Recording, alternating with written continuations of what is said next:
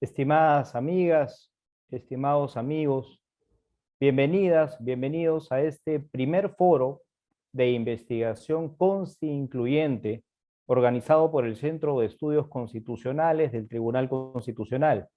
Mi nombre es Roger Rodríguez Santander, soy director de Estudios e Investigación del Centro de Estudios Constitucionales y tengo el agrado de ser moderador en este evento. El foro en esta ocasión lleva por título ¿Es compatible con el principio de igualdad procesal que únicamente el demandado tenga acceso al Tribunal Constitucional? Como de la pregunta deriva, el objetivo concretamente es analizar si correspondería o no, ya lo sabremos en voz de nuestros especialistas, una reforma del artículo 202, inciso 2 de la Constitución, allí donde refiere que el Tribunal Constitucional solamente conoce de las denegatorias en los procesos constitucionales de tutela de derechos, concretamente en el proceso de habeas corpus, amparo, habeas data y cumplimiento. Antes de presentar a nuestros panelistas, permítanme darle la palabra a la magistrada del Tribunal Constitucional y directora general del Centro de Estudios Constitucionales de esta institución, doctora Marianela Ledesma Narváez, para que nos dé unas palabras de bienvenida. Adelante, doctora. Muy buenas tardes. Les doy una fraternal bienvenida al primer foro de investigación incluyente. A través de este lúdico juego de palabras con el que hemos dado denominación a este ciclo, a este foro, hemos querido representar su contenido y propósito. ¿Y cuál es? Queremos invitarles a reflexionar a lo largo de algunos meses sobre la necesidad de hacer una reforma en la jurisdicción constitucional en nuestro país. Pero como corresponde, queremos hacerlo de una manera inclusiva, de una manera dialogante, de tal manera que no solo las personas especializadas en los temas nos puedan ilustrar con sus opiniones, sino que también la ciudadanía en general pueda enriquecer la reflexión, emitiendo sus pareceres e inclusive proponiendo ideas a través de nuestras redes sociales y de nuestros diferentes canales de comunicación que vamos a poner a su servicio. Queremos, pues, generar una corriente abiertamente participativa y democrática que permita alimentar los documentos de trabajo que contengan argumentación que sustenten las reformas respectivas. Asumimos que los asuntos más importantes sobre los que hay que plantear una eventual reforma son de rango constitucional. ¿Y qué mejor que un espacio como el Centro de Estudios Constitucionales que sea el argumento o el motivo para fomentar este debate y plantearnos varias preguntas, como por ejemplo, preguntarnos si debemos seguir manteniendo el diseño constitucional de elección de magistrados del Tribunal Constitucional como lo tenemos a la fecha, si debemos ser solamente 7 magistrados, si deben existir magistrados suplentes entre los magistrados del Tribunal Constitucional, si debe aumentarse el periodo en el ejercicio de cargo a no mantenernos 5 años formalmente, si se debe reducir la cantidad de instancias en los procesos de tutela de derechos, preguntarnos, por ejemplo, si correspondería al Tribunal Constitucional ser la única y última instancia en procesos o en decisiones que tengan que ver con el Jurado Nacional de Elecciones o con la Junta Nacional de Justicia o con el fuero militar. Preguntarnos si el llamado proceso de cumplimiento realmente es un proceso constitucional, o también reflexionar si es que el Tribunal Constitucional debe contar con un mayor grado de discrecionalidad al momento de determinar qué causa va a asumir para emitir algún pronunciamiento. Bueno, estas son algunas interrogantes sobre las que queremos impulsar un diálogo abierto en la búsqueda de respuestas satisfactorias que nos permitan formular una propuesta debidamente sustentada de reforma en la justicia constitucional. Y si de repente tenemos el tiempo suficiente, también queremos hablar algo sobre las reformas de rango legal, ¿no? Que pueden ser necesarias e inclusive ahora a la luz de este nuevo texto o de este nuevo Código Procesal Constitucional, que desde ya, como es de público conocimiento, no ha estado exento de críticas y varias de ellas seguramente justificadas. En esta oportunidad, con ocasión del inicio de los foros de investigación consti incluyentes, hemos querido empezar con un tema muy importante y que resulta, diríamos, transversal para los procesos constitucionales de la tutela de derechos. Y decimos ello para presentar la pregunta que va a ser motivo de reflexión en este debate, que diría así: ¿es compatible con el principio de igualdad procesal que únicamente los demandantes sean los únicos que puedan acudir al Tribunal Constitucional? Desde luego el asunto apunta a debatir sobre la necesidad o no de reformar nuestra Constitución en el artículo 200.2, donde señala la propia Constitución que el Tribunal Constitucional conoce solamente de resoluciones denegatorias en los procesos de habeas corpus, habeas data y de cumplimiento. Dicho esto, a la luz del texto constitucional, tendríamos pues que la parte demandante es la que estaría potencialmente ubicada en la posibilidad de recurrir a 3 instancias en los procesos constitucionales, mientras que la parte demandada solo tendría 2 instancias para poder recurrir. Bueno, desde luego el constituyente debe haber tenido pues las razones valederas para haber planteado este diseño, pero vale la pena cuestionarnos sobre la necesidad o no de una reforma constitucional sobre esta materia. Para tales efectos, como ya lo señaló Roger Rodríguez, contamos hoy con la presencia de destacados profesionales, especialistas en el derecho constitucional y en el procesal constitucional, quienes nos harán saber sobre su opinión particular sobre el tema. Les agradezco muy sentidamente por haber aceptado nuestra invitación para disertar en este primer foro y confiamos contar con su presencia nuevamente en el futuro para seguir abordando otros temas de igual importancia que nos lleven a reflexionar sobre la necesidad de una reforma en la justicia constitucional. Sin más, le renuevo mi agradecimiento a todas las personas que ya han comenzado a participar activamente en este foro de investigación consti incluyente.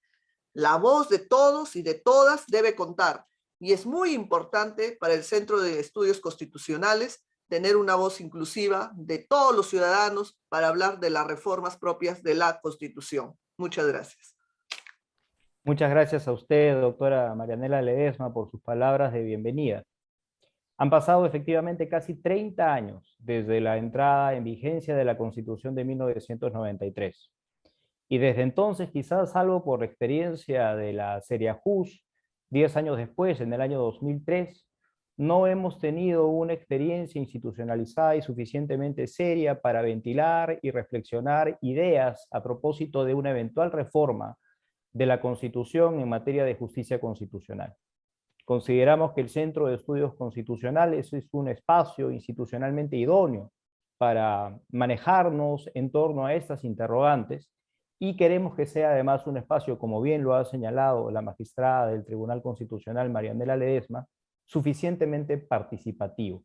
La voz de todas y todos quienes en este momento nos están escuchando y que seguramente más adelante también se irán adhiriendo a las reflexiones que partan desde el Centro de Estudios Constitucionales cuentan de manera singularmente importante para elaborar una serie de documentos de trabajo que puedan llevar hacia el futuro a una iniciativa legislativa de reforma constitucional que pueda partir desde la institución en materia de administración de justicia constitucional más importante del país, el Tribunal Constitucional. En ese sentido, contamos hoy con la presencia de una destacada y destacados especialistas en Derecho Constitucional y Derecho Procesal Constitucional. Tenemos el agrado, y desde ya le agradecemos por haber aceptado nuestra invitación, de contar con la presencia del abogado Luciano López. Luciano López es profesor de la Pontificia Universidad Católica del Perú y de la Universidad San Martín de Porres, y especialista en Derecho Constitucional y Derecho Procesal Constitucional.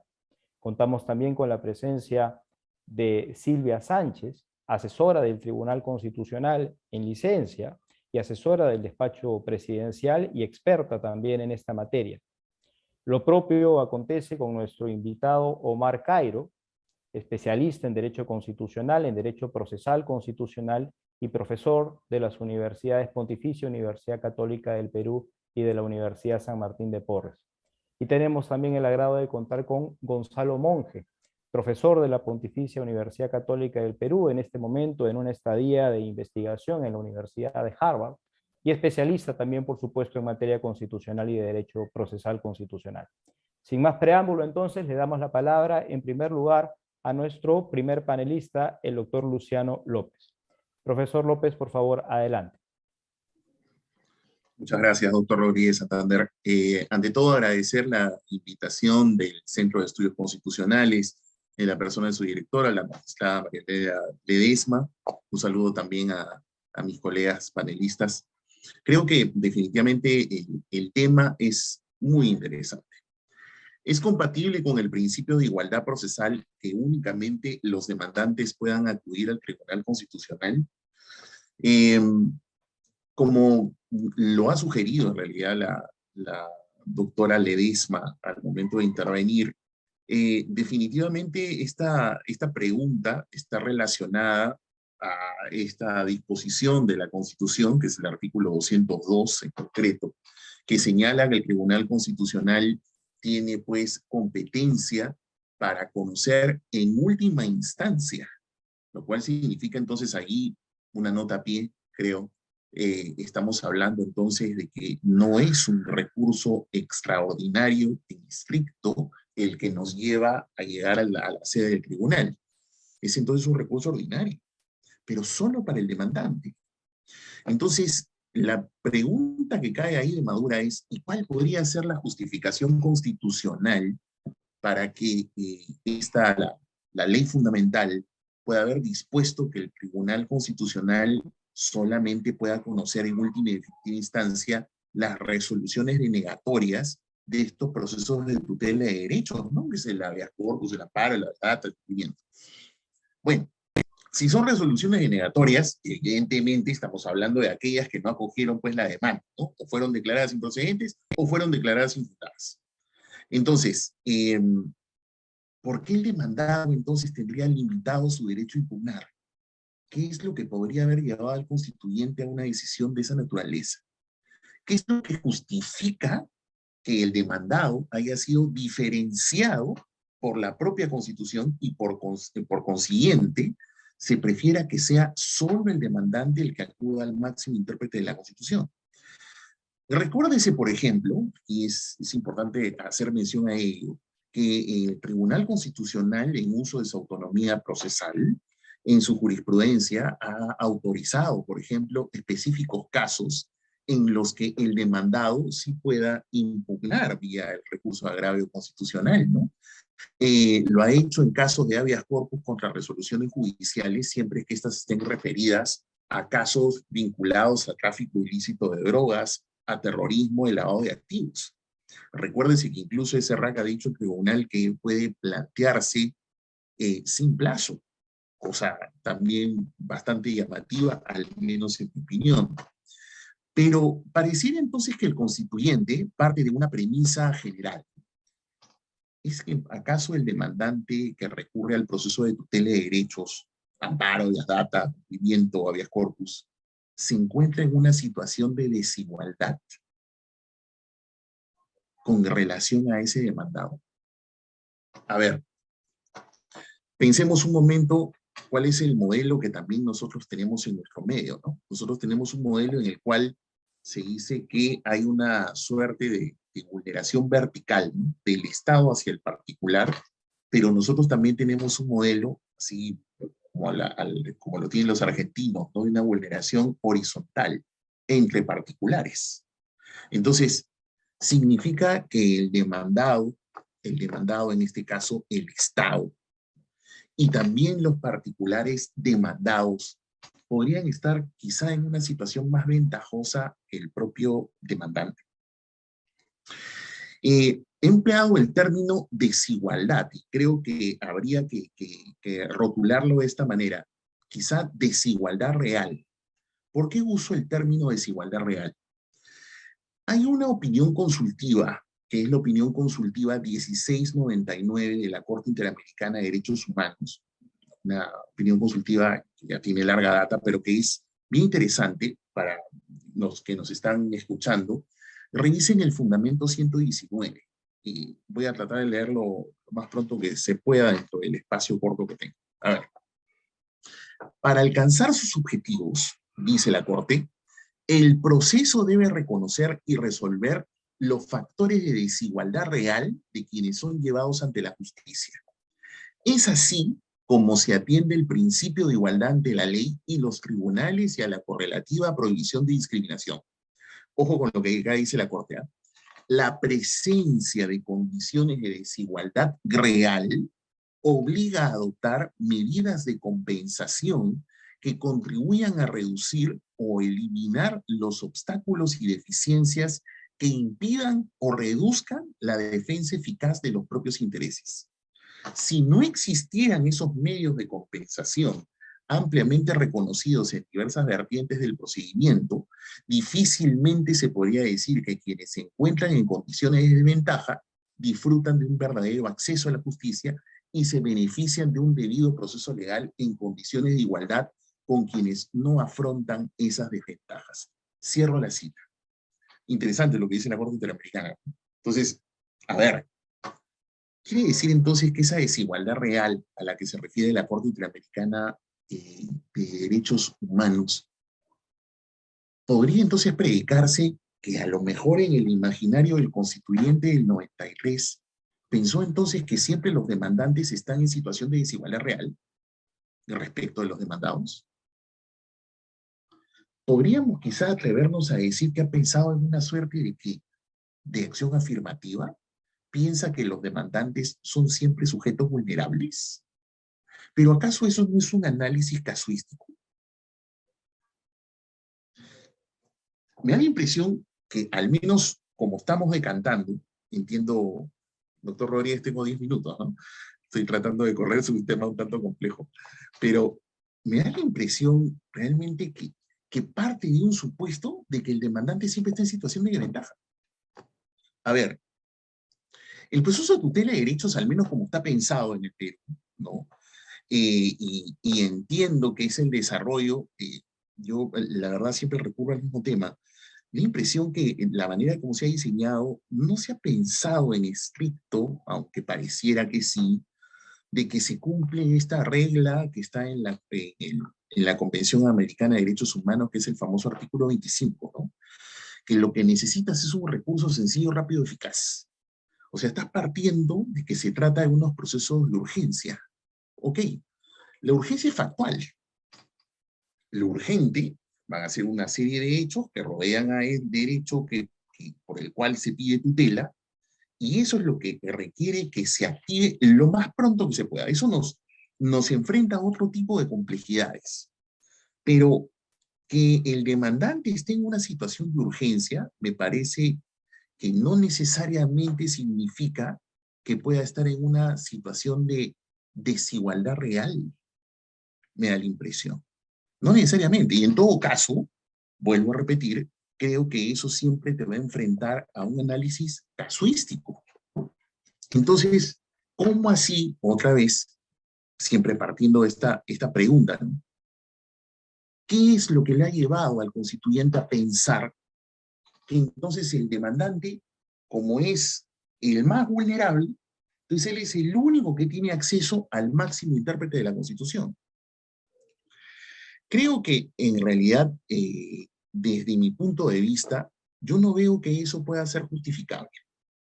Me parece, y ahí un tanto bajo la rapidez del tiempo que tengo, me da la impresión que en todo caso se podrían haber pensado, y esto de cara a pensar en reformas, en un modelo en donde al Tribunal Constitucional lo coloques quizá como lo que al menos se pretende que sea el supremo intérprete de la Constitución. Y eso significa quizá pensar en algo que entiendo, bueno, los magistrados tendrán más claras las razones, que fue la idea de que se llevó a dictar el precedente Lidia Vázquez Romero, ¿no?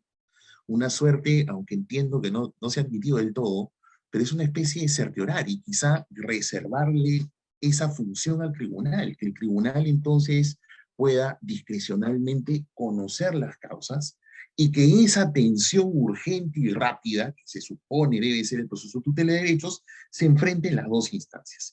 Si alguien va a recurrir, y en este caso el demandado, pueda recurrir al Tribunal Constitucional, quizás sea un recurso que no tenga efecto suspensivo y que quizás se piense que si lo va a tener, entonces se ofrezca algún tipo de garantía como para que entonces se dé ese efecto. Pero no se restringe el acceso, porque de lo contrario se estaría pensando siempre que el demandante está en una situación de aquello que la Corte Interamericana llama desigualdad real. Creo, al menos ya estoy en los 10 minutos, yo puse mi cronómetro, doctor Rodríguez, para tratar de no salirme, ya estoy en 10 con 20, 21 segundos y sigue contando. Yo hasta ahí me quedo, entiendo que luego vamos a seguir conversando en una nueva vuelta. Al menos lo dejo planteado en esos términos. Creo que no necesariamente es un análisis casuístico que el demandante esté en una situación de desigualdad real y por tanto no se justifica, en mi opinión, que el demandado pueda tener limitado el acceso al tribunal y eso da lugar a repensar la forma de diseño de cómo queremos que sea el Tribunal Constitucional y quizá cómo pueda ser la impugnación de parte del demandado para poder llegar al máximo intérprete de la Constitución. Muchas gracias. Me reservo entonces para volver a conversar sobre el tema. Perfecto, perfecto. Muchas gracias al profesor Luciano López por su interesante planteamiento y enfoque a propósito de este asunto y además por haberse ceñido estrictamente al tiempo, que es una cuestión que también les ruego al resto de los expositores, por favor, cumplir justamente para efectos de poder terminar el evento en el tiempo previsto. Vamos entonces ahora a escuchar a la profesora Silvia Sánchez. Adelante, por favor, doctora Sánchez. Bien, bueno, buenas tardes con todos y todas. También, en principio, agradezco al Centro de Estudios Constitucionales del Tribunal Constitucional por la invitación que se me hace esta tarde a compartir con todos ustedes. Y bueno, sí, el tema es bastante interesante, bastante importante, y me parece que no ha sido motivo de mucho análisis o de mucha investigación, ¿no? Responder a la pregunta de si es compatible con el principio de igualdad procesal, que únicamente los demandantes puedan acudir al Tribunal Constitucional, no tiene una respuesta fácil, digamos, ¿no? Sobre todo porque la fundamentación jurídica la encontramos en la misma Constitución, es decir, ya lo han manifestado ya el artículo 202, numeral 2 de la Constitución, establece pues que el Tribunal Constitucional es competente para conocer en única y definitiva instancia las resoluciones denegatorias de los procesos de amparo, habeas corpus, cumplimiento y habeas data. Entonces, partiendo de esta premisa de que tenemos que en cualquier circunstancia, si se piensa mejorar nuestro sistema o modelo de jurisdicción constitucional, pues hacer una reforma constitucional que incluso no quede solamente en la reforma del artículo 202, numeral 2 de nuestra Constitución. Eso es lo primero. Lo segundo que quería hacer referencia es un poco, bueno, ya el profesor Luciano López nos ha adelantado ya ampliamente con darnos algunas respuestas a esta pregunta, es decirles que, bueno, históricamente, regularmente, digamos que en los modelos jurisdiccionales, en el modelo jurisdiccional constitucional de diversos países, pues casi siempre se ha tratado de restringir de algún modo el acceso a los altos tribunales, que son los tribunales que interpretan en última instancia la Constitución, de cierre, de interpretación de la Constitución, llámese Tribunal Constitucional, Corte Constitucional o Corte Suprema, ¿no? Es decir, no solamente en cuanto al tema de la legitimidad, ¿no? Que en este caso, por ejemplo, lo tenemos en nuestro modelo de jurisdicción constitucional, ¿no? Sobre el cual ya sabemos que el demandante tiene esta facultad, esta posibilidad de acudir a este alto tribunal, más no lo tiene el demandado, pero también en cuanto a las causales, ¿no? Ya se hizo referencia, por ejemplo, a algunos modelos comparados, como el caso del certiorari en la Corte Suprema de los Estados Unidos, donde básicamente ellos deciden lo que van a decidir, ¿cierto? En el ámbito de temas polémicos y temas en los que pueda haber conflicto jurídico constitucional.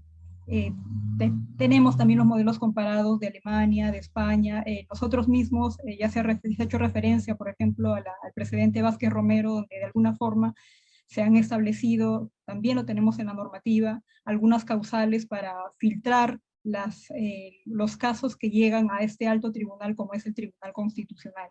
Entonces, básicamente eso es lo segundo que quería plantearles, ¿no? Históricamente, regularmente se ha optado, los modelos de jurisdicción constitucional han optado por restringir de algún modo el acceso a los altos tribunales de interpretación constitucional. Y bueno, respondiendo un poco a la pregunta, si es compatible con el principio de igualdad que únicamente los demandantes puedan acudir al Tribunal Constitucional, pues en todo caso habría que plantearnos o ir un poco más allá, viendo un poco la fundamentación o qué es lo que pensaron, como dice el profesor Luciano López, nuestros constituyentes al momento de redactar esta disposición, este dispositivo constitucional, ¿no? Ir un poco a lo que viene a ser el principio de derecho a la igualdad, como aquella facultad para exigir un trato igual frente a quienes se encuentran en circunstancias idénticas, ¿no? Es decir, claro, esto nos llevaría a preguntarnos o a plantearnos la siguiente pregunta.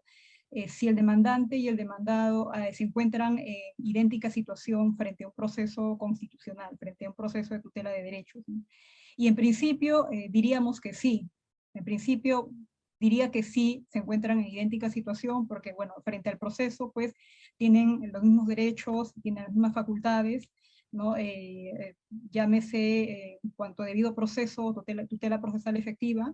Sin embargo, en todo caso habría que buscar cuáles vendrían a ser las razones objetivas y razonables para que finalmente exista este trato desigual, ¿no? Para que estas partes o una de las partes pueda acceder únicamente a un alto tribunal como es el Tribunal Constitucional vía recurso de agravio constitucional en nuestro caso y no la parte demandada, ¿no? Es decir, habría que ver y pensar justamente cuál es esa finalidad o cuáles esas razones objetivas que justifican este tratamiento desigual frente a estas dos partes, ¿no? Y bueno, yo pensaría básicamente no tanto en que una de las partes se encuentre en situación de ventaja o desventaja, ¿no? Yo pensaría un poco de repente en dos razones principales y básicas, ¿no? Una de las razones vendría a estar sustentada por la especial naturaleza de los procesos constitucionales y de lo que se trata de proteger con los procesos constitucionales de tutela de derechos, ¿no? Como básicamente son los derechos fundamentales. Entonces, digamos que la protección de ciertos derechos fundamentales importaría la necesidad de una tutela urgente, de una tutela inmediata, ¿no? Sabemos que el objeto, la finalidad de los procesos constitucionales de libertad básicamente es restituir las cosas al estado anterior a la violación o amenaza de violación de los derechos, ¿cierto? Pero también sabemos que la amenaza de violación de derechos o la violación de derechos no solamente compromete el ámbito subjetivo de las personas, de los derechos de las personas, sino también va mucho más allá, es decir, se compromete todo el orden institucional, el orden constitucional, ¿no? Llámese los derechos de la colectividad en general. Entonces, el objeto, diríamos, que se persigue, ya sabemos, a través de los procesos constitucionales de tutela de derechos y también de los procesos orgánicos, es asegurar el funcionamiento adecuado del orden constitucional y asegurar la vigencia efectiva de los derechos fundamentales. Es decir, digamos que en última instancia lo que trataría de perseguirse con una situación como esta, una regulación como esta, es que pueda haber un efectivo ejercicio de los derechos fundamentales o pueda protegerse en la mayor medida posible o de manera eficaz, ¿no? A través de la tutela urgente, de la tutela inmediata que requieren justamente en este caso la parte demandante, que es quien alega ver sus derechos vulnerados o a través de la existencia de una amenaza de violación de sus derechos. Eso es por un lado, y por otro lado creo yo también habría que atender no solamente al objeto, a la naturaleza especial de los procesos constitucionales, sino también a la naturaleza de los altos tribunales de justicia, que en este caso sería el Tribunal Constitucional, ¿cierto? Porque hay que considerar, en todo caso, el papel que desempeña el Tribunal Constitucional, no solamente racionalizando el ejercicio del poder a través de los procesos orgánicos, sino también como, digamos, como aquella entidad que establece cuáles son los valores, los principios y las normas que están contenidas en el corpus constitucional, ¿no? En el cuerpo constitucional, en nuestra Constitución. Entonces, habría que tender, digamos, a estas dos realidades, ¿no? Objetivas, concretas, para un poco para tratar de entender al constituyente, para tratar de entender cómo es que tenemos una disposición como esta que permite o faculta únicamente a la parte demandante a acudir al Tribunal Constitucional vía un recurso llamado recurso de agravio constitucional. Es esto básicamente, y en todo caso, digamos que que estas podrían ser las razones objetivas, no sé qué tanto razonables en todo caso, eso está en discusión justamente ahora con todos ustedes, ¿no? Pero en todo caso, ya poniéndome del otro lado, y al afirmar que en principio, eso lo había dicho antes, ¿no? En principio decía que pues en realidad ambos se encuentran, ambas partes me refiero, se encuentran en igualdad de condiciones, de circunstancias frente al proceso, y pues en realidad siendo así no tendría por qué haber este trato o esta situación desigual para acudir a un alto tribunal como es el Tribunal Constitucional. Pero siendo así esto, y si es que uno pensaría en todo caso en otorgar este trato igual a ambas partes, que sería lo óptimo, ¿no? Sería lo óptimo dentro de un modelo de jurisdicción constitucional, pues habría que pensar en otras salidas, en otros remedios, en otros mecanismos de reformas, como ya lo había señalado, reformas constitucionales y reformas legales también, como de repente como lo que estaba planteando la magistrada Ledesma, en torno a, por ejemplo, no solamente analizar y determinar cuáles serían las causas no solamente en torno al tema de la legitimidad, sino las causas o los casos que podrían ser elevados y llegar al Tribunal Constitucional, ¿no? Una suerte de certiorari, de repente algo como lo que tenemos ahora, bueno, pero ya digamos que modificado en alguna circunstancia por el nuevo Código Procesal Constitucional. Digamos que habría que rediseñar nuestro modelo de jurisdicción constitucional para hacer que los casos que requieran mayor atención, que requieran justamente esta tutela urgente, esta tutela inmediata, pues lleguen finalmente al Tribunal Constitucional y no se vean como procesos dilatorios, como procesos que duran años de manera indefinida, indeterminada, ¿cierto? Y habría que ver, por ejemplo, entre otras ideas, el hecho de, por ejemplo, tener un Tribunal Constitucional con una mayor conformación, 9 magistrados, 12 magistrados, con una mayor cantidad de salas, independientemente de las causales que podrían acogerse, analizarse y determinarse como aquellas causales que podrían llegar al Tribunal Constitucional, para así, en todo caso, otorgar la posibilidad a ambas partes, si es que, digamos, que perseguimos que lo óptimo vendría a ser esto, ¿no? Que la salida óptima en un modelo de jurisdicción constitucional es que ambas partes puedan llegar al Tribunal Constitucional.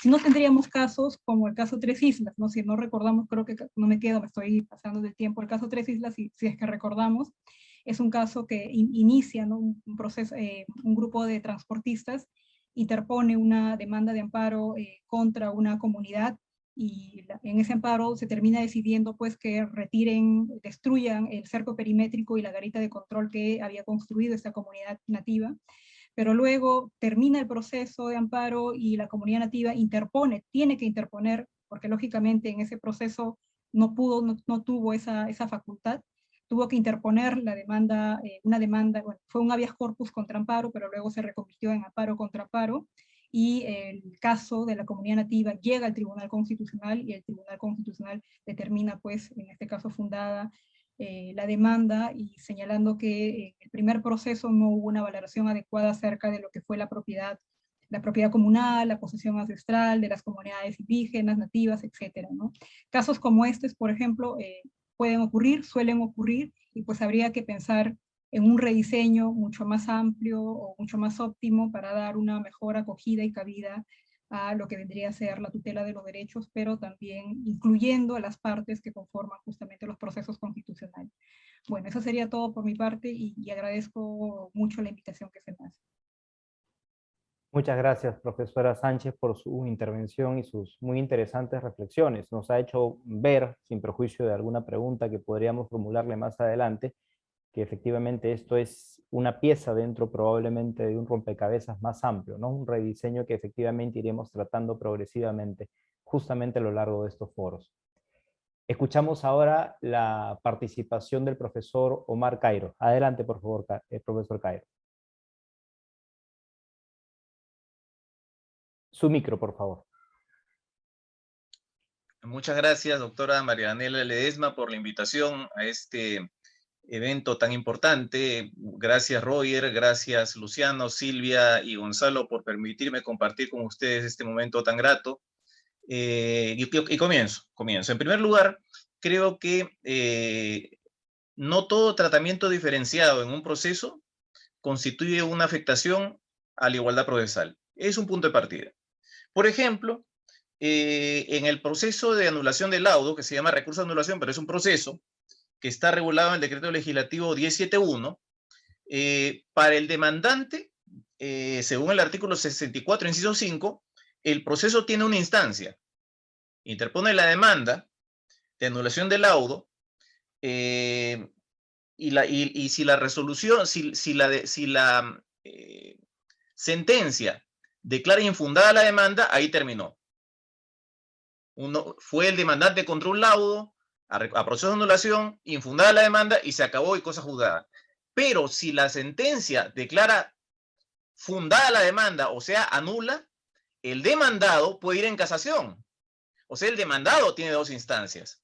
Este es un caso, es el caso inverso de los procesos constitucionales. Aquí el demandado tiene habilitada una casación contra la sentencia de primera instancia del proceso de anulación. ¿Y por qué?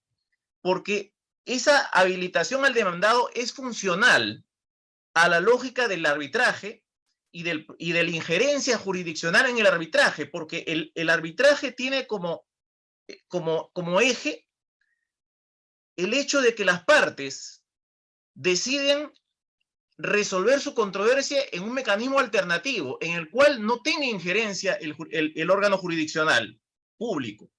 Entonces, es un mecanismo de examen excepcional el proceso de anulación. Por lo tanto, lo que hay que hacer es que si en una primera instancia dice que todo está bien, pues ahí queda. Pero si anula el laudo, entonces hay que mirar bien, porque si anula el laudo, ya la injerencia del órgano jurisdiccional es más intensa. Por lo tanto, se le da al demandado la posibilidad de interponer una casación. Entonces, ahí hay una ruptura de la, no diré, de la homogeneidad de posibilidades procesales en ventaja del demandado. Un caso de tratamiento diferenciado que no afecta la igualdad procesal. Y tan no la afecta, yo creo que no la afecta, pero el tribunal ha ido más lejos.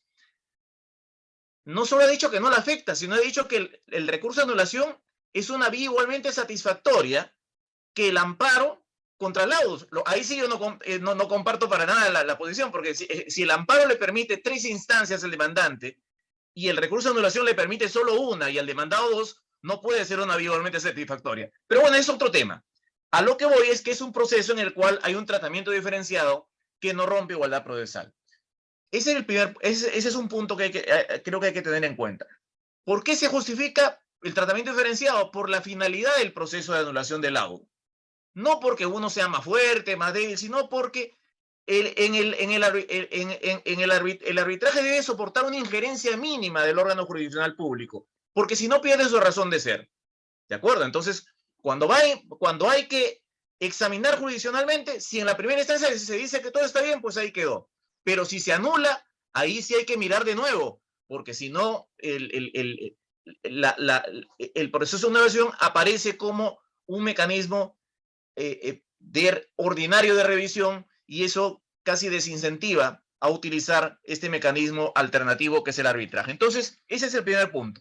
Desigualdad no equivale, tratamiento diferenciado no equivale a desigualdad.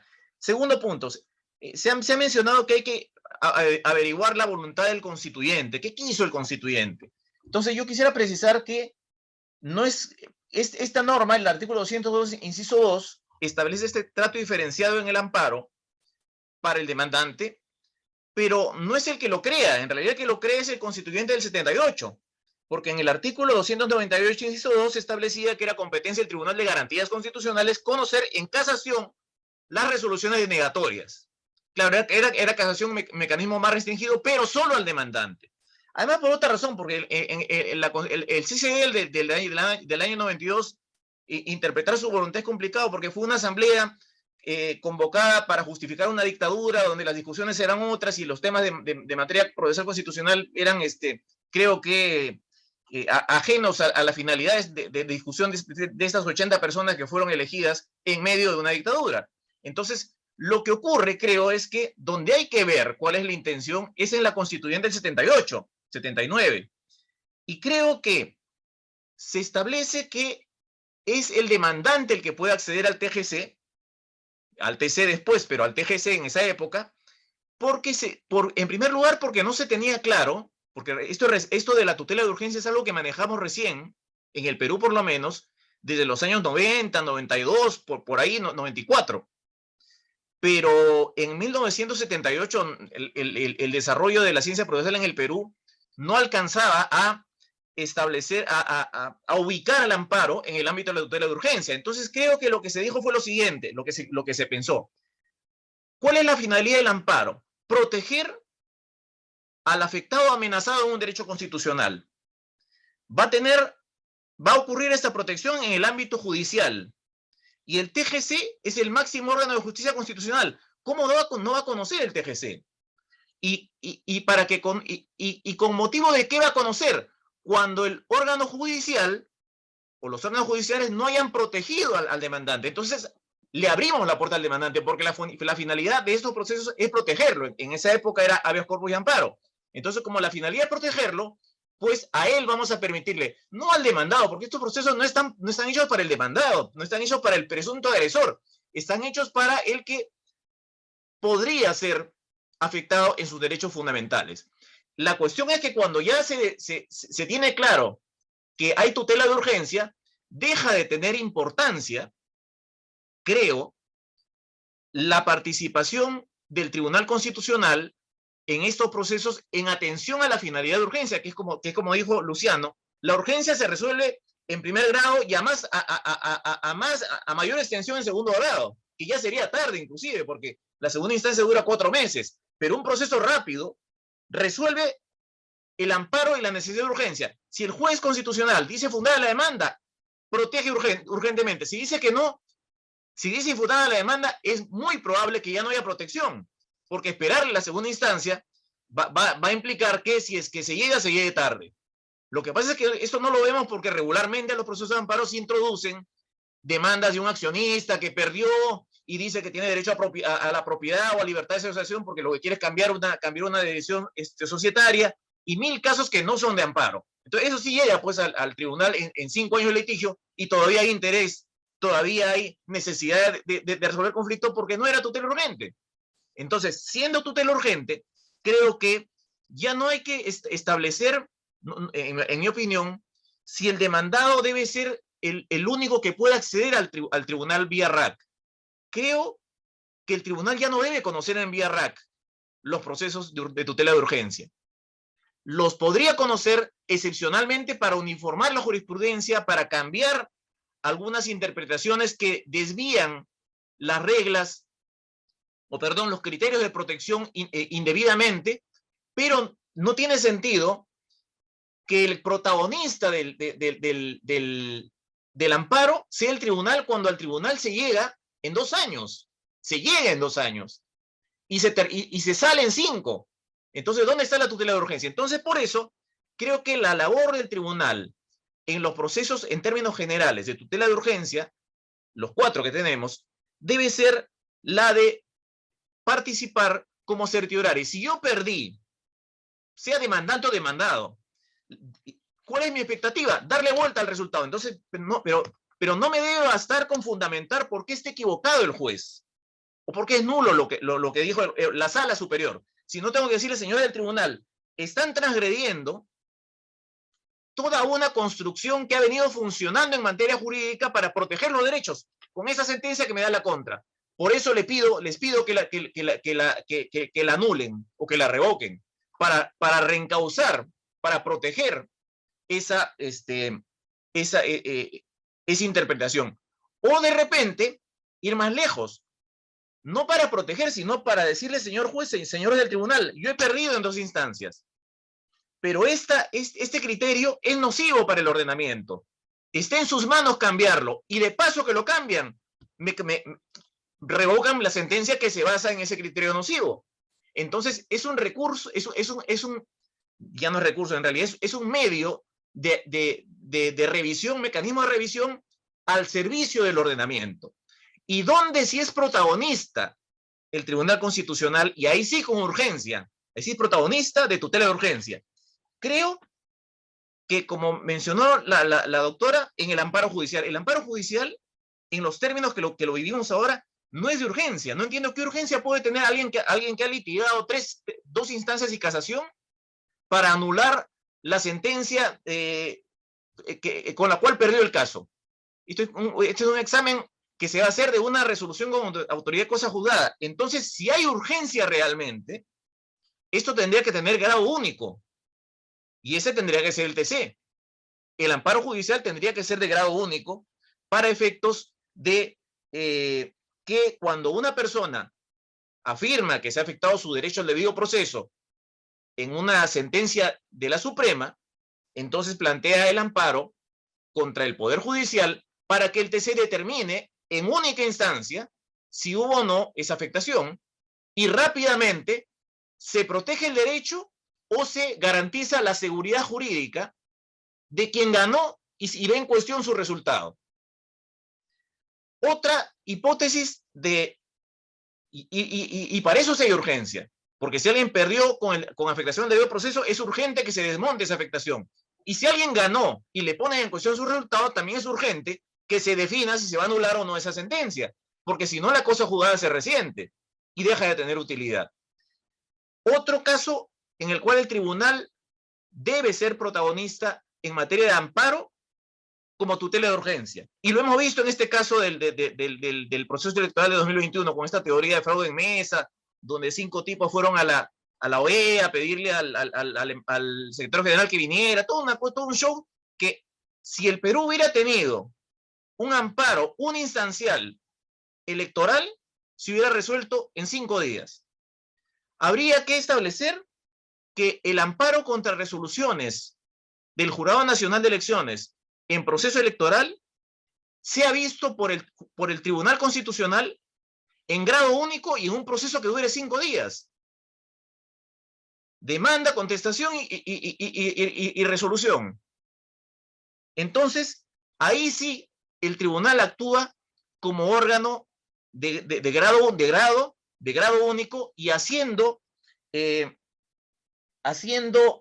cumpliendo la finalidad de la tutela de urgencia de los procesos constitucionales. Entonces ya esta discusión de si es el demandante o el demandado queda fuera de contexto, porque el contexto de la colocación del demandante como beneficiado por la legitimidad para impugnar, consiguiendo un tercer grado, es de un contexto en el cual la tutela de urgencia en el Perú se desconocía. Estábamos regidos, ni siquiera había el año 78 una ley de habeas corpus y amparo, y la que se aprobó en el 82 no tenía ni un gramo de tutela de urgencia. La apelación de la sentencia era con efecto suspensivo, supletoriamente se aplicaba el Código de Procedimientos Civiles de 1912. Entonces, es una regla, una legitimación para impugnar correspondiente a un contexto en el que no se había desarrollado la ciencia procesal en el Perú, ni la ciencia procesal constitucional en materia de tutela de urgencia. Resumiendo, creo que no por ser un tratamiento diferenciado, el RAC para el demandante afecta a la igualdad. Ese es el punto de partida. Pero creo que actualmente no tiene razón de ser no solo que sea solo el demandado el que interponga el RAC, sino la existencia del RAC. Lo que tendría que estudiarse, que esto es provisional, esto lo estamos conversando, como reforma es habilitar un mecanismo de certiorari para que el tribunal, cuando el perdedor, sea quien sea, en segundo grado, considere que hay un tema de importancia para el ordenamiento, pida que se revise la sentencia que no le dio la razón. Y además, convertir al Tribunal Constitucional en órgano de grado para los amparos contra resoluciones judiciales y contra resoluciones del Jurado Nacional de Elecciones en proceso electoral. Y una más, para cuando se cuestionen resoluciones del Congreso en juicio político por afectación al debido proceso, en grado único. Eso es todo, gracias y espero no haberme pasado el tiempo. Muchas gracias, profesor Cairo. 2 minutos se ha pasado el tiempo, pero el Centro de Estudios Constitucionales es condescendiente también con ese tipo de excesos. Fuera de bromas, muchísimas gracias por su intervención y vemos, ¿no? No solamente en las 2 intervenciones anteriores, sino también ahora en la intervención del profesor Cairo, cómo una reforma de estas características efectivamente tendría que ir avisorando también los distintos elementos sistemáticos de ella, ¿no? Acá estamos planteando una pregunta, pero ya ha surgido la pregunta a propósito de la eventual discrecionalidad del Tribunal Constitucional para conocer las causas, el famoso certiorario, mecanismos similares que pueden existir en algunos países europeos continentales, e incluso aquí muy cercanamente en Colombia. Y una segunda visión que ya ha puesto sobre la mesa el doctor Cairo, y seguramente la trataremos más adelante, definitivamente la trataremos más adelante, la posibilidad de que el Tribunal Constitucional se convierta en una instancia única para conocer las decisiones de ciertos órganos, ¿no? Poder Judicial, Jurado Nacional de Elecciones, entre otros. Muchas gracias, profesor Cairo, nuevamente por su intervención. Escuchamos ahora al profesor Monge. Adelante, por favor, profesor Gonzalo Monge, adelante.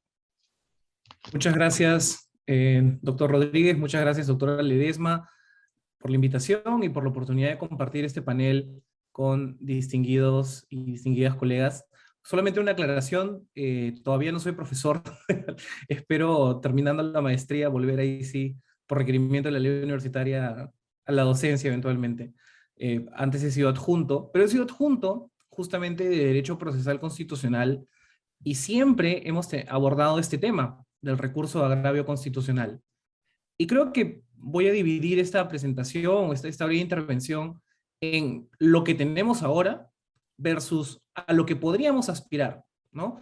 Creo que eventualmente podríamos aspirar a tener un certiorari, pero esto requiere una reforma estructural de cómo funciona el sistema de justicia en el Perú. Una reforma muy profunda, no es un cambio puntual, ¿no? El ejemplo que utilizo es como el del reloj suizo, ¿no? El reloj suizo tiene muchas piezas pequeñas que si cambio una, afecta a todas las demás, ¿no? Lo mismo ocurre, creo, con el rol que debe tener el Tribunal Constitucional, lo mismo ocurre con cómo llego al Tribunal Constitucional y qué conoce el Tribunal Constitucional de ser el caso, ¿no? Pero lo que tenemos ahora es, como señala la Constitución en su artículo 202, numeral 2, que al tribunal se llega cuando se tiene una resolución desestimatoria, ¿no? En segunda instancia. ¿Qué implica esto? Que ha pasado por el Poder Judicial, que implica que la demanda ha sido declarada infundada o improcedente, y como comentaba el profesor Luciano López, esto típicamente está pensado en una dinámica de la eficacia vertical de los derechos fundamentales, ¿no? El ciudadano, la ciudadana contra el Estado, como decía el profesor Cairo, es la víctima, es el ciudadano, la ciudadana, y el agresor es el Estado. En esa dinámica probablemente es que pensó el constituyente del 78, que se plasmó en la Constitución del 79 y que terminamos heredando en la Constitución del 93. Pero, y en esa dinámica surge, creo que la pregunta que todos nos hemos hecho con la profesora Silvia, el profesor Omar Cairo también, que ha sido, bueno, pero esto sigue siendo así, o sea, esto sigue siendo así, solamente hay amparo contra el Estado. La respuesta es no. Tenemos amparo entre privados, tenemos amparos contra resolución judicial que, salvo por la intervención de los jueces y juezas y eventualmente de la Procuraduría Pública del Poder Judicial, son discusiones entre privados. ¿Qué dijo la sentencia? ¿Qué no dijo? cuáles son los derechos que se vulneraron, etcétera. Entonces, ya no es cierto que solamente tengamos amparos contra el Estado y que el demandante sea siempre pues la víctima y siempre sea contra una agresión que ha cometido el Estado. Entonces, esa premisa creo que la podemos dejar de lado. Ahora, el recurso de agravio, como está diseñado en la Constitución y en el Código Procesal Constitucional, incluido el nuevo Código Procesal Constitucional que ahora tenemos, sigue señalando que es un recurso pues, extraordinario, que se presenta a los 10 días hábiles, ¿no? Pero no es propiamente, según la teoría procesal, un recurso extraordinario. Extraordinario es el recurso de casación, ¿no? Extraordinario es el recurso de casación que tiene, como decía Enrique Vescovi, ¿no? Tiene formalidades especiales, se presenta ante supuestos muy taxativos, ¿no? Ese es el recurso de casación. Pero no es el caso del recurso de agravio constitucional. Mientras esté dentro del plazo y lo presente la parte que ha perdido, la demandante, el recurso procede y va a llegar al Tribunal Constitucional. Aplicará todavía el presidente Vázquez Romero para determinar si va a conocer el caso o no, pero no va a ser ya el recurso está interpuesto, ¿no? Ahora, en esa misma dinámica, tenemos jurisprudencia del Tribunal Constitucional que ha ido flexibilizando esos casos, ¿no? Ahora, como sabemos y ha sido mencionado en las intervenciones previas, no solamente tenemos el supuesto del demandante que recurre al Tribunal Constitucional porque perdió en segunda instancia, sino también tenemos los casos de lavado de activos, tenemos los casos de narcotráfico, de terrorismo, e inclusive, como mencionaba el profesor Luciano López, el caso del recurso fuera del plazo, ¿no? Típicamente en favor del Estado. Y tenemos votos de la magistrada Ledesma, que ha sido presidenta del TC, en las que ha señalado que esta lista podría ser ampliada, ¿no? Que lo que estamos viendo es que ha habido una vulneración al orden constitucional y que esto debería ser resuelto por el TC vía RAC, ¿no? Que no solamente debería ser estos 3 casos excepcionales que se terminaron de perfilar en el caso de Naín Heredia, sino que cabría haber otros casos en los que ha habido vulneración al orden constitucional. Estos casos implica ya, como anunciaba al inicio, pensar en lo que podría ser a futuro, no lo que tenemos ahora. Lo que tenemos ahora, conforme a la Constitución y la jurisprudencia del TC, es que este es un recurso al que se accede únicamente si yo soy demandante y he perdido en segunda instancia, y estos supuestos excepcionales que se han determinado en la jurisprudencia. Podemos preguntarnos por qué esto es así. Cualquier ciudadana o ciudadano que está viendo esta transmisión podría pensar, bueno, si tengo un amparo y yo soy demandada, parte demandada, no voy a poder llegar al TC. Bueno, es correcto. No, conforme a lo que tenemos ahora, esto es correcto. Creo que la decisión de tener y poder conversar en este foro es pensar, bueno, esto debería ser así. Personalmente, como señalaba el profesor Cairo, no encuentro que tratar de forma diferenciada implique necesariamente una discriminación o implique necesariamente vulnerar el principio de igualdad de armas o de igualdad procesal.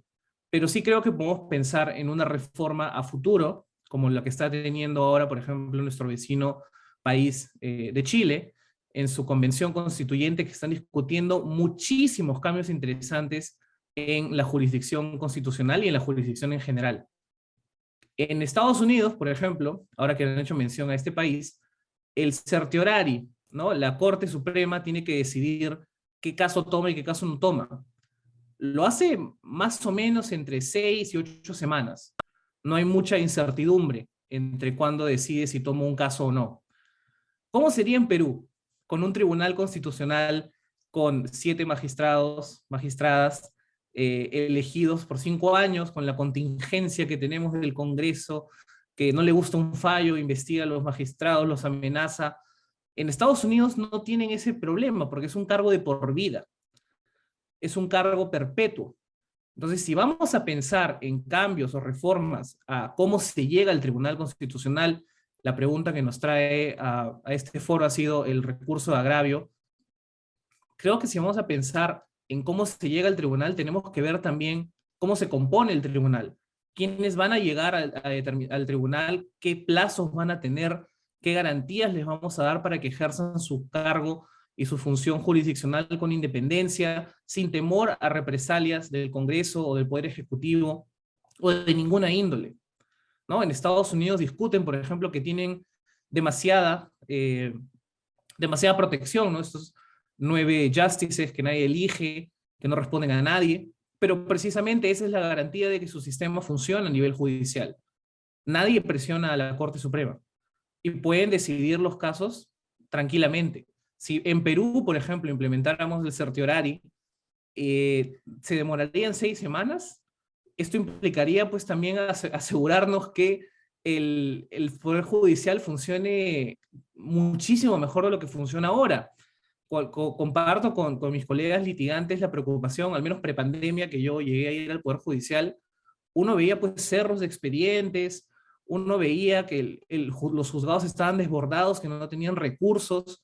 Entonces, claro, suena muy elegante pensar en, bueno, implementemos el certiorari y veamos qué hace el tribunal, pero también veamos hacia abajo, o sea, veamos cómo es que un caso llega al Tribunal Constitucional, llega en qué condiciones, bajo qué circunstancias va trabajando el Poder Judicial. Creo que son materias para discutir para una reforma eventualmente, y si hubiese una reforma, yo apoyaría en este momento que estructuralmente veamos de tener un certiorari, sí sería viable para que el tribunal pueda determinar qué casos conoce y qué casos no conoce, en el entendido que vamos a tener un tribunal elegido a su vez con ciertos procedimientos y garantías y no a la volada o apresuradamente como a veces nos sorprende el Congreso, sino con un proceso debidamente realizado, con una justicia constitucional que tenga recursos, que pueda trabajar tranquilamente, y con eso recién podamos pensar en una reforma a futuro. Más allá de eso, lo que ahora tenemos es un recurso que no creo que presente una desigualdad de armas o una desigualdad procesal. Así está diseñado. Creo que es momento de actualizarlo, pero una actualización será a través de una reforma constitucional, y no creo que corresponda tomar alguna otra medida por el momento. Eso sería mi intervención. Muchas gracias. Muchas gracias a Gonzalo Monge, más bien, por su participación y por su interesante disertación. Yo a continuación, por brevísimos segundos, voy a permitirme hacer algún planteo a cada uno de los panelistas para que por favor también muy brevemente, en 1 minuto o 1 minuto y medio, nos puedan dar una apreciación al respecto. Quisiera comenzar con el profesor Luciano López y quisiera ponerlo de alguna manera en diálogo con el profesor Cairo. Me gustaría conocer si está de acuerdo con, si he entendido bien el planteamiento que resumidamente en alguna parte de su exposición hizo el profesor Cairo, en el sentido de que no se habría pensado, y digamos uno podría efectivamente verlo así en la constituyente del 78, a los procesos de tutela de derechos como procesos de tutela de urgencia, y que de alguna manera allí podría estar el rastro del por qué solamente las denegatorias, mientras que hoy por hoy, entendido ya como un proceso de tutela de urgencia, carecería ya sobre esa base en alguna medida de sentido esta referencia, y también sobre el interés marcado que ha planteado, que también parece ser eventualmente no pertinente, de que el Tribunal Constitucional se pudiera convertir en una única instancia para conocer las decisiones de ciertos órganos constitucionales e incluso del Poder Judicial. Al profesor Cairo, me gustaría preguntarle, siendo la institucionalización de la tutela de urgencia un elemento importante, y además que él ha estudiado muy detenidamente, esta famosa residualidad del amparo, siendo tan determinante como factor en su análisis, ¿la constitucionalizaría? Es decir, en una eventual reforma constitucional sería conveniente que la residualidad del amparo hoy presente solamente a nivel legal encuentre asidero y recojo en la propia Constitución. Me gustaría una opinión suya al respecto. La Profesora Silvia Sánchez es muy conocedora, por supuesto, de la jurisprudencia del Tribunal Constitucional y sabe que el Tribunal Constitucional ha abierto ciertas ventanas para el demandado, ¿no?, a través de su jurisprudencia. Cuando la resolución, más allá de no ser denegatoria, no es la adecuada en materia de tráfico ilícito de drogas, en materia de terrorismo, estas aperturas por partes que ha ido haciendo el Tribunal Constitucional en su jurisprudencia, estableciendo excepciones al término denegatorias del artículo 202, inciso 2 de la Constitución, ¿usted las encuentra adecuadas o consideraría que debiera haber un trato homogéneo para sí o para no con relación a la interpretación de ese término? Y finalmente, a Gonzalo Monge me gustaría consultarle lo siguiente. En algún momento se planteó que si no se lograba una reforma constitucional del término de denegatorias a nivel de la Constitución no dice textualmente que denegatorias signifique resolución que declare improcedente o infundada la demanda. Esa es la lectura que le ha dado el legislador. Probablemente la lectura más convencional, la que prima facie cualquiera entendería, es verdad. Pero alguna vez escuché al profesor Iguiguren, si mal no recuerdo, no estar de acuerdo, pero sí esbozar la posibilidad de que denegatoria se interprete de otra manera, que sería una resolución denegatoria es aquella que deniega protección constitucional.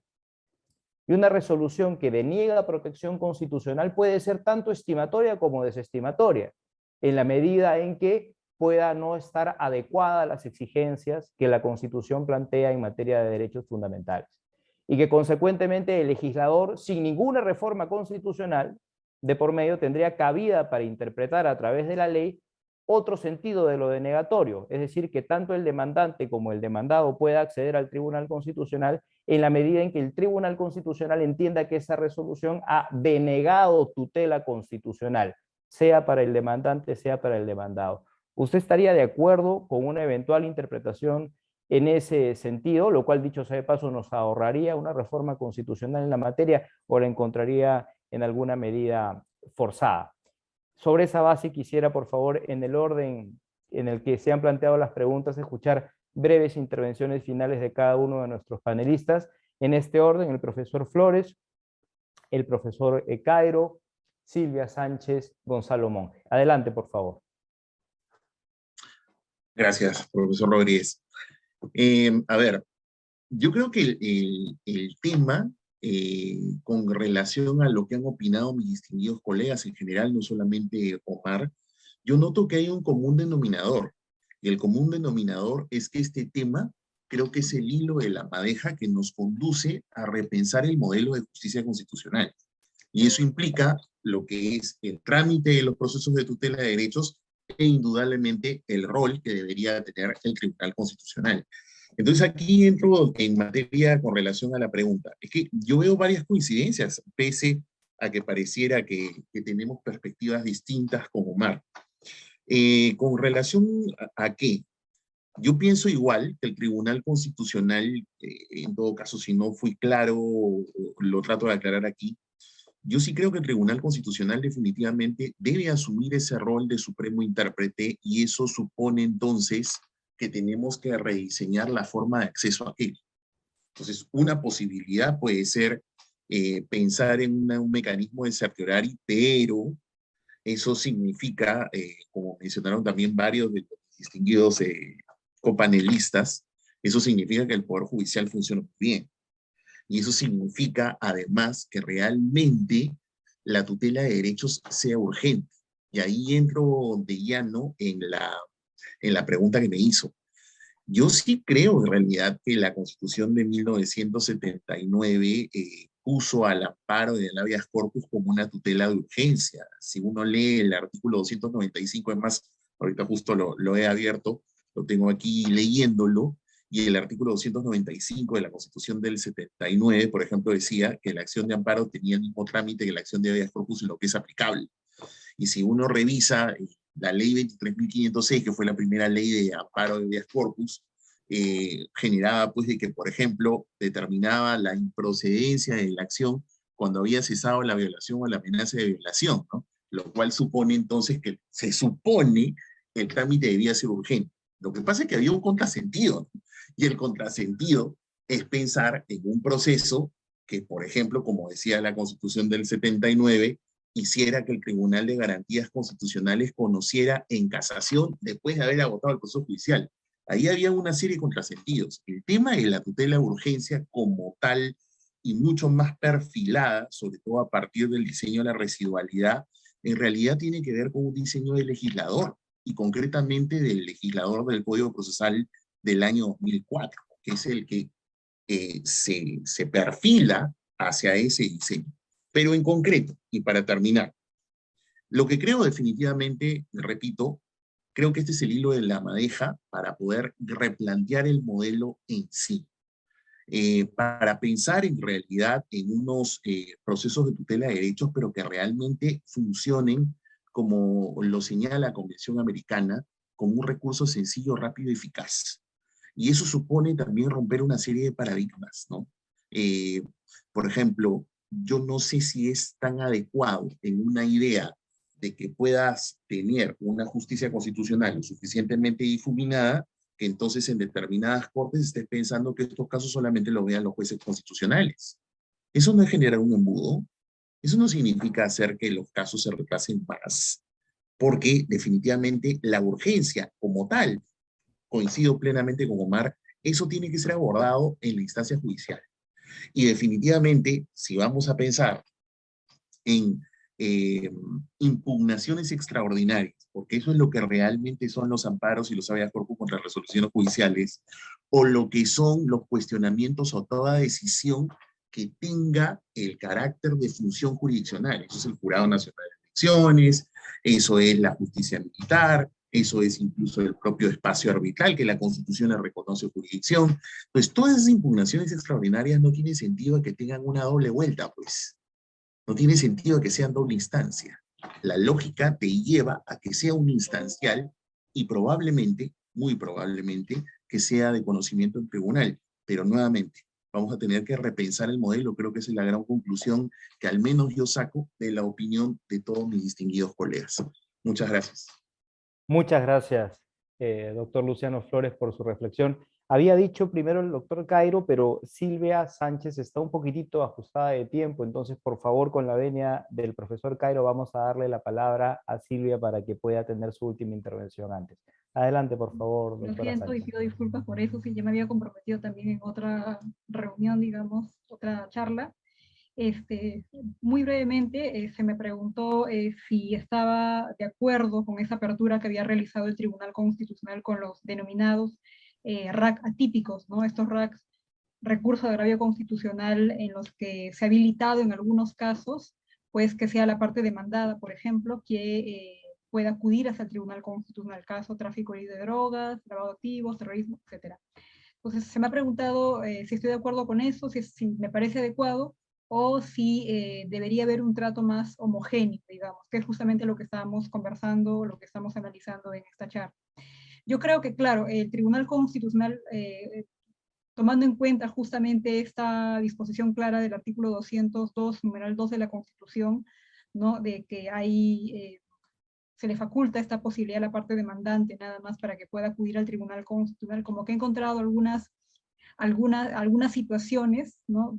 Muy gravosas como estas, como las que acabo de mencionar, para que sea, digamos, la parte demandada quien pueda acudir en tutela al Tribunal Constitucional, ¿no? En algunos casos, y bueno, lo ha hecho en diversos momentos. Pero, claro, ha sido adecuado en su momento, ¿no? Ahora que estamos justamente analizando el tema de si es posible o si es adecuado, si se vulnera el principio de derecho a la igualdad, en este caso igualdad procesal, que no se permite a la parte demandada acudir al Tribunal Constitucional, pues me parece más, digamos, más acertada esta situación, ¿no? Y básicamente por el ejemplo que puse al terminar mi exposición, ¿no? Puse el ejemplo del caso Tres Islas, ¿no? Como una situación que puede darse, que se ha dado en probablemente muchos casos, ¿no? Donde no se ha actuado, donde ha habido, digamos, no un error judicial, pero sí un mal análisis de la Constitución, del contenido constitucional frente a un caso concreto, como es, por ejemplo, el tema de la posesión ancestral, la propiedad comunal, los derechos de los pueblos indígenas, de los pueblos originarios. Entonces, frente a estas situaciones, ¿no? Es que yo sí también considero que pues debe de alguna forma viabilizarse a la parte demandada para que pueda acudir al Tribunal Constitucional, a este alto tribunal, y pues ya estamos analizando, estamos determinando que es necesario pues hacer reformas, hacer un rediseño del modelo que tenemos actualmente y tener una mayor apertura, ¿no? Y siempre pensando también en lo que ha mencionado Gonzalo, sobre ver la realidad concreta en la cual nos encontramos, ¿no? O sea, nosotros podemos armar un buen diseño, un buen modelo de nuestra jurisdicción. Sin embargo, habría que repensar incluso en mucho más allá, ¿no? Porque, claro, ¿de qué sirve también habilitar, por ejemplo, el Tribunal Constitucional para que vea o para que se vea determinados temas, si es que, digamos, que es posible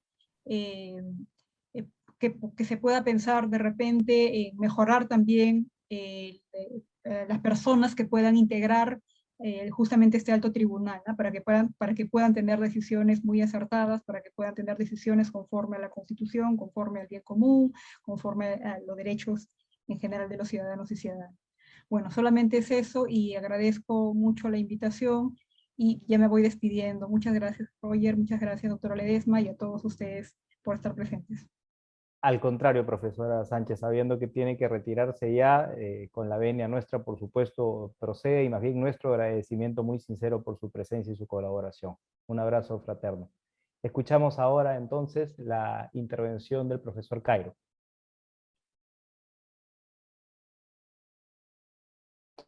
Su micro, profesor, por favor. Bien rápidamente, Roger, el amparo, el proceso de tutela de urgencia, un proceso de tutela de urgencia es aquel que se utiliza solamente cuando es estrictamente necesario. Si uno tiene una opción para utilizar, para obtener tutela, ya no puede utilizarlo, no le debe estar permitido. Eso es residualidad. Entonces, si no hay residualidad, no hay urgencia, y si eso puede estar en la Constitución, extraordinario. No vaya a ser que dentro de 2 años hayan 2 bancadas que se den una tregua, celebren, y uno proponga reforma ya que sea alternativo. Entonces, creo que es mucho mejor colocarlo como urgencia. En segundo lugar, quiero discrepar cordialmente con Luciano sobre el tema de la constituyente del 7-8. Creo que no tuvo presente la tutela de urgencia porque las normas que regulaban el amparo y el habeas corpus no era la norma, no era la ley 23.506, sino era el Código de Procedimientos Penales de 1940 que regulaba el habeas corpus, y el decreto ley de 1969 del habeas corpus civil, que no tenían, pero nada de tutela urgencia. Entonces, esa era la idea que tenía el constituyente, que era un proceso para proteger prioritariamente, pero no una estructura trabajada en la cual se llegue pronto. Tampoco creo que la tuvo la ley 23.506, pero alguna noción hubo por ahí. Pero el constituyente del 7-8, de la asamblea en la cual estuvo el padre de la magistrada Bernela Ledesma, don Genaro Ledesma, tuvo como panorama al Código de Procedimientos Penales del 40 para el habeas corpus y al decreto de ley de 1969 del gobierno militar para el amparo que le llamó habeas corpus civil y estableció la supletoriedad del Código de Procedimientos Penales. Y finalmente, lo que dice Luciano es correcto. Todo esto es en el marco de una reforma integral. Gonzalo dijo que se suele nombrar a los miembros del tribunal a la volada. Y yo diría que no solo a la volada, sino a la mala también. Recuerden ustedes que un día nombraron a un magistrado y en la tarde se le vio un chifa con personas altamente sospechosas y hubo que anular el nombramiento. Entonces, claro, si ustedes tienen a 7 sospechosos, vaya usted a saber cómo deciden cuál caso es importante para el derecho nacional y lo aceptamos y cuál no. No vaya a ser que estas personas digan, este es importante porque me importa. Y entonces esa no es la manera de escoger los casos que van a ser conocidos en certiorari. Tienen que ser 7 personas intachables las que tengan la competencia para certiorari. Sin eso no hay certiorari. Olvídense. Y eso es fundamental. Gracias.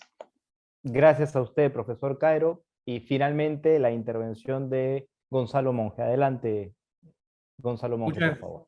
Muchas gracias. Para recapitular la pregunta, se me indicó que la Constitución no dice que desestimatoria es igual a infundada o improcedente, y si, como plantea el profesor Eguiguren, no podríamos entender que desestimatoria es que desestima tutela constitucional, sea para el demandante o para el demandado.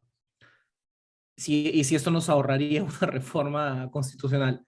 Creo que no, y me puse a pensar en un ejemplo, poco venido a menos por los hechos, por la jurisprudencia del TC, pero el amparo laboral, por ejemplo. Yo demando mi reposición en la vía laboral y se declara fundada la demanda, por lo tanto han tutelado constitucionalmente al trabajador. Pero también podría el empleador decir, no me han tutelado a mí. Yo tengo el derecho al trabajo, no es absoluto, puedo despedir, mi libertad de empresa, etcétera, etcétera. Se va a generar un debate si van a poder ir o no. O sea, en la práctica, la interpretación que se plantea, por lo menos en este ejemplo, permitiría que cualquiera de las dos partes llegue al TC. Si al demandado, si a la parte demandante no le gusta que hayan ordenado la reposición, pero por ejemplo no hayan ordenado algo complementario, va a querer ir al TC. Si el demandado dice, no, a mí no me han tutelado en mis derechos que yo también tengo, no hay efectivamente reconvención en el amparo, pero podría decir perfectamente, a mí no me han tutelado mis derechos, voy al TC, o sea, abrirían el TC para todos. Entonces creo que teniendo esas opciones de mantener desestimatoria como infundada o improcedente, o entender que no me han brindado tutela constitucional, prefiero el esquema que tenemos ahora, con cargo evidentemente a reformarlo, de ser el caso, que creo que sí vale la pena reformarlo, pero reformarlo en su integridad, ¿no? Y aprovechando justamente el último comentario del profesor Cairo, sí, pues las personas que integren un tribunal constitucional deberían ser personas intachables, deberían ser personas que no tengan ningún interés que no sea, pues, el nomofiláctico, si se quiere, de uniformizar la jurisprudencia, pero nada más, ¿no? Hubo una época en la que el TC a determinada sala tenía un apodo un poco fuerte, le decían la sala comercial, porque la sala tenía una fama un poco polémica, evidentemente ya no estamos en esas épocas, pero claro, eso de ninguna manera podría pasar, porque si no simplemente sería ponerle precio a un certiorari, que no es el caso, ¿no? Eso no puede pasar. Creo que hay que tener una reforma completa, ¿no? Una reforma completa para ver desde el juzgado más lejano hasta el Tribunal Constitucional, que tiene magistrados y magistradas como la doctora Ledesma, que ha tenido magistrados y magistradas como César Landa, por ejemplo, con los que podemos discutir, podemos discrepar, pero nunca vamos a poder dudar de su honestidad y de su compromiso. Ese es el perfil de magistrado que hay que buscar. No hay que buscar otro, pero si no hacemos esta reforma integral, cualquier cambio parcial puede ser desastroso, ¿no? Yo personalmente ahorita no me inclinaría a darles el certiorari al Tribunal Constitucional si no arreglo todo lo que queda de la casa, ¿no? Si no arreglo todo lo demás, no daría el certiorari. Pero en resumen, para responder a la pregunta del profesor Rodríguez Santander, creo que esta interpretación del profesor Eguiguren no la cogería. Creo que generaría más problemas que beneficios. De acuerdo, muchas gracias. Y solamente precisando, es una interpretación que planteó, según recuerdo, el profesor Eguiguren, pero con la que él tampoco estaba de acuerdo. Este ha sido, estimadas amigas, amigos, el primer foro de investigación consti-incluyente. En primer lugar, nuestro agradecimiento, por supuesto, a la directora general del Centro de Estudios Constitucionales por habernos concedido el honor de su presencia y de darnos las palabras de bienvenida. A nuestros panelistas, un agradecimiento sentido y de alguna manera estrecharles por favor la posibilidad de un compromiso futuro para que nos acompañen nuevamente en una sesión de un foro de estas características. Y sobre todo nuestro agradecimiento a ustedes, a quienes están en este momento escuchándonos.